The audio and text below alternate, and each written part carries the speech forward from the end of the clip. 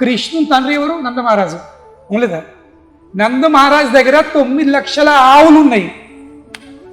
ఎన్ని లక్షలు? 9 లక్షల ఆవులు. 9 లక్షల ఆవులకెళ్ళే ఒక్క ఆవు కనీసం 1 లీటర్ పాలు ఇచ్చిన. ఎన్ని లీటర్ పాలు ఇది?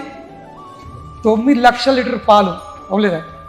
9 లక్షల లీటర్ పాలను మరిగించి అందులో కొంచెం పెరిగేసాం అనుకో,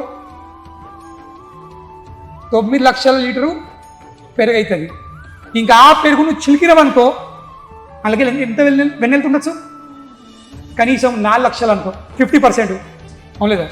సో 4 లక్షల కేజీ వెన్న బయట పడుతుంది. ఇంకా మిగిలింది ఏంటి? అది మజ్జిగ.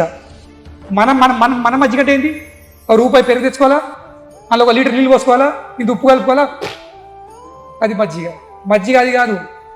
ఒరిజినల్ మజ్జిగ అంటే ఏంటి?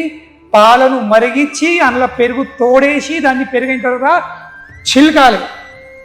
చిలికిన తర్వాత అందులోకి వెళ్ళి వెన్న బయటపడిన తర్వాత మిగిలింది మజ్జిగ. సో ఆలోచించుర్రి, నంద మహారాజ్ దగ్గర ఎంత మజ్జిగ ఉండొచ్చు?